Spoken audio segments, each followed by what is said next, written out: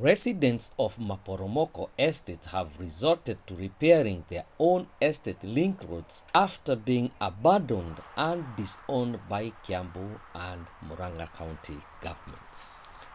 The residents of Maporomoko, Maki estate, Jogoo, Bedor, Githingiri, Thika Greens and Thika Sports Club have since the year 2013 found themselves disowned by the two devolved units due to the complex nature of their political and administrative representation.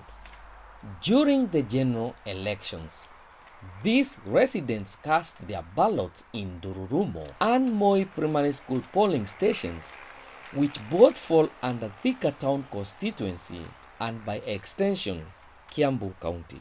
However, administratively they fall under Murang'a County, which borders Kiambu County at Chania River.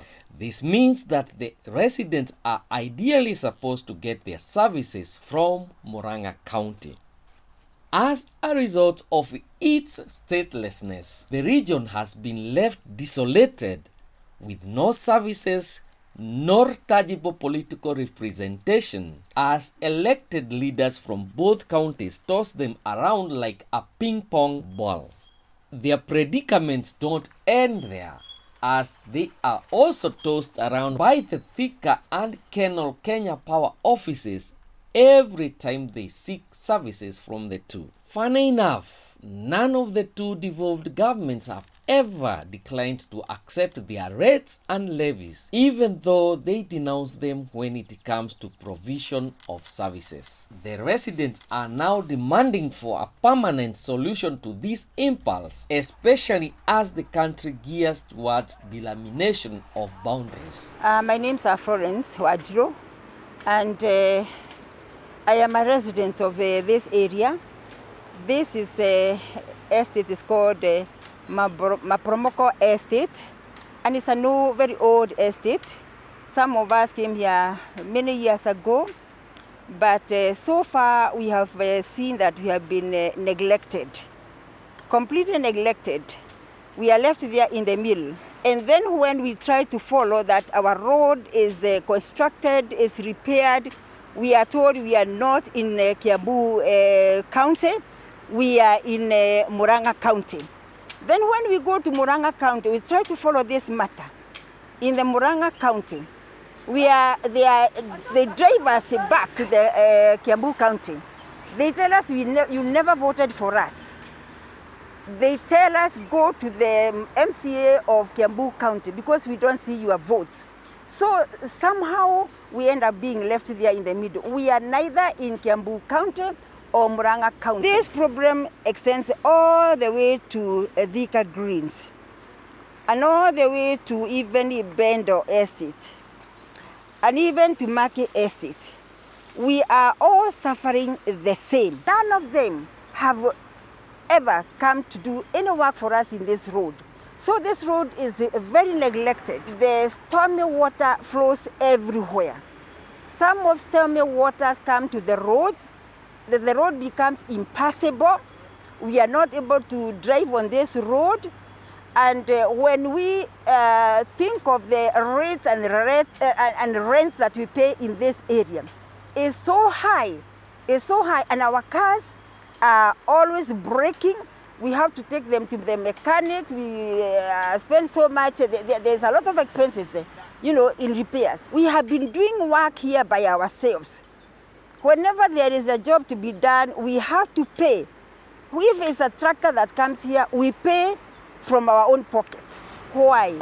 My name is Catherine Njuru, and we are here because we are trying to do our road because it has become a desperate case. Our road drainage is very, very bad. It is full of potholes, and the road is narrowing because of the silt that is coming from the upper side of Gatanga Road, which has been drained onto our road by Kenya when they were doing the Gatanga Road a few years, I think 2 years back. We have a case with them. We complained, and they said they were going to come and do a caravan. at the police post up there. But that is as far as it went. They left it at that. So I think our biggest problem in Maporomoko and this area around is that politically we vote for Kiambu, but administratively we belong to Murang'a. So the services we are supposed to get from Murang'a County. But definitely we feel that we are not served because we are not voting for them. We are not important to them politically. Before devolution, this area used to belong to Thika district. So everything was based in Thika town. We have been paying our land rates there, the Wasco, our water there, electricity, everything was from Thika town. So we have continued that way. We pay our rates in Thika. But now you can see that we have been put back to Murang'a, and the people here feel that they are confused. They don't know where they belong. When you go to report even a case, you are told to go to Katanga. So we need to belong to one place. Either it is Murang'a or Kiambu. And if you ask me, I think the polling stations should be removed from Kiambu and be put to Murang'a so that we are one. So we get our services from Murang'a where we belong. My name is Joseph Nguaro. I'm a resident of Maporomoko, Maki, joined together. And I've been a resident for a long time, more than 22 years. I know there are many people who came here before us. And the main thing, we have been suffering. We have been suffering because all that time we have been in Kiambu. But a few years ago, they started push and pull. And they told us, we don't know whether you are in Murang'a or in Kiambu. Services we don't get. When there is a blackout in this place, when we call Thika, they tell us we are in Murang'a. When we ring Keno for services, for the power, they tell us, no, you are supposed to be in Kiambu. But when it comes to the rates, we pay in Kiambu. We want to know where we are. How to enter Kiambu, to rudi Kiambu. Murang'a ikishindwa to own us, we go back to Kiambu. And we got Kiambu people. We want to know now, either we go to Kiambu and continue to be in Kiambu. If Murang'a people, if Murang'a County has failed to own us, and we are ready to be owned because we need services.